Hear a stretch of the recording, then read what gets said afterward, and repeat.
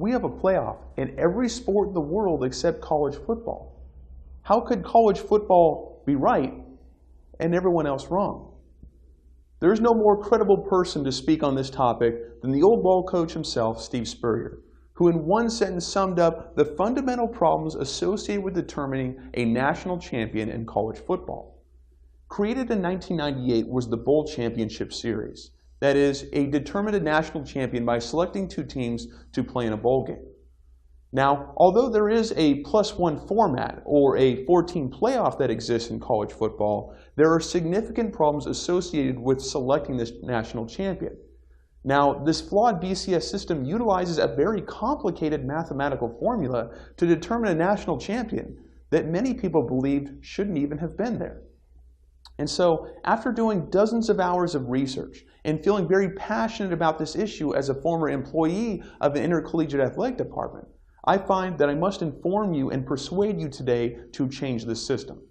So first, let's look at the problems associated with the Bowl Championship Series and how it selects a college football national champion.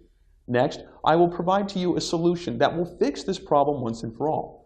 And finally, I will give you, the audience, a chance to come in and fix this problem yourselves. So that way, no longer will the old ball coach have to be proven right. But first, let's look at just how this unfair system determines a national champion.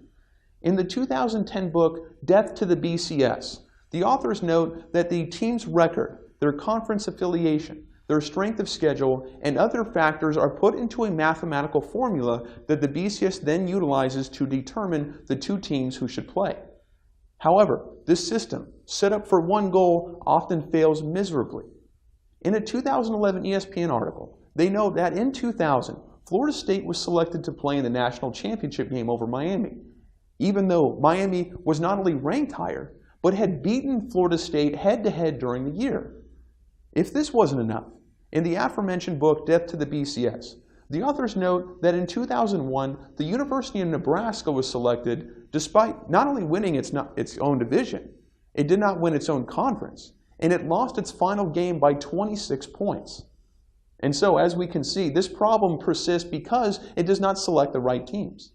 In addition, not only does the BCS not select the right teams, it actively discriminates against teams that are not in what's called the Big Six conferences. That is, the Southeastern Conference, the Pacific 12 Conference, the Big 10 Conference, the Big 12 Conference, the Big East Conference, and the Atlantic Coast Conference. This 2011 ESPN article notes that these Big Six conferences hog 82% of all revenue of the $155 million that are generated by BCS bowl games, even though in 2009, they only made up half of the teams that were represented in these bowls. And in addition, if you need even more evidence to prove that the BCS actively discriminates against teams, you can see it through the amount of teams who have been selected outside the Big Six to be represented in the national championship game. That number? 0. Many might claim that now we have a 14 playoff. A +1 format will fix all these problems. However, as currently constructed, it may only exacerbate the problem as opposed to solve it. According to a May 1st, 2014 article in Forbes.com, they note that ESPN, the media corporate giant, is given the ability to use its numbers and submit them to the committee who are going to be selecting the 4 teams in the playoff. Adding a television contract, that is, a corporate giant who not only has conference affiliations with certain teams, such as the SEC and the Big 12, this creates an enormous conflict of interest. And not only is it an enormous conflict of interest, but also can infect the integrity of the entire system. And so, now that we've seen just how bad this problem is in creating an environment where teams are not selected properly for the national championship, let's look at how we can solve this problem once and for all. To fix this unjust system, it must start with instituting a 16-team playoff. Now, this 16-team playoff is done at every other level of college football, from Division I FCS all the way to NIA Division III. This is a fair and equitable way to determine a national champion because, much like the NCAA men's and women's basketball tournament, it allows more teams to compete and give them a more equitable shot to make it to the national championship. In addition, much like the NCAA tournament for basketball, this will be created through a 12-member committee who will have no input from outside media forces. and will be given full autonomy to decide who in fact should play for the national championship. What this does is it gives every single team a fair shot, not just ones in the Big Six conferences, because now any team from any division can play its way into the playoff. And because it has 16 teams, it allows more teams from smaller conferences to have a shot at the championship. In addition, it doesn't create an environment where only 2 teams that are subjectively chosen are given the only access to the national title. In addition, this can create far larger profits than the current BCS system. According to a 2010 study done by Big Ten Conference Commissioner Jim Delaney, he notes that the BCS currently pays out roughly $220 million for all of its bowl games. However, his own projections note that a 16-team playoff could pay out between $750 and $880 million. Now, although profit is not the sole motive of the new 16-team playoff, it creates more incentive for teams to buy in because more individuals are getting more money out. In addition, according to that aforementioned 2010 book, they note that this would create no tangible harm to current bowl games because these bowl games could still be allowed to exist in their current format. This would only change the teams that are associated with a new playoff.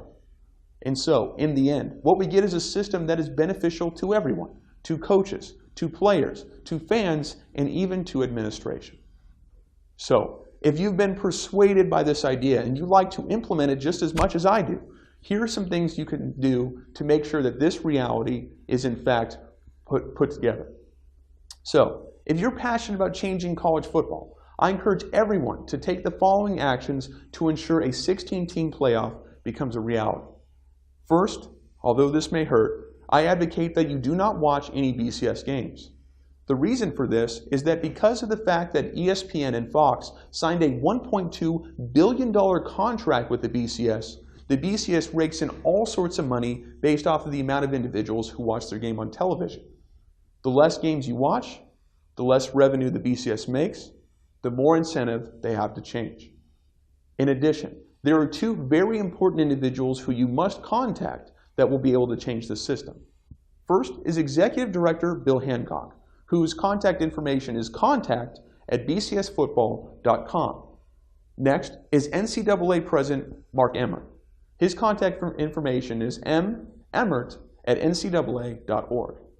These 2 individuals hold the greatest power because of the positions they hold not just within the BCS, but with the entire formulation of college athletics.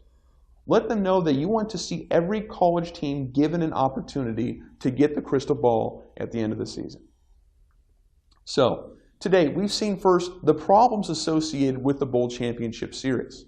Second, we've seen a well thought out and thorough solution that can solve this problem once and for all.